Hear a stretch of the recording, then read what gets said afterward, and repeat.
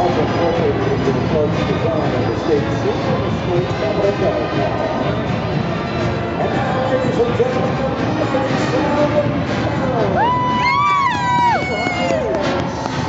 207-member marching band proudly representing the University of Maryland College Park.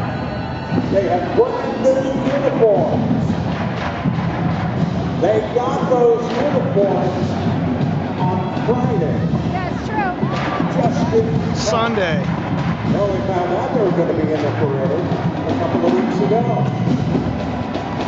The band has played in the inaugural parade with Presidents Woodrow Wilson, Dwight Eisenhower, and John Kennedy. Keep your eyes open for it here. Not this particular band, but the band, not these methods.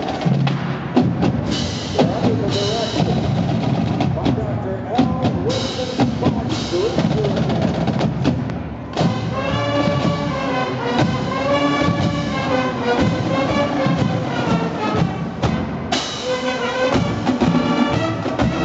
There she is. There she is. Third one in.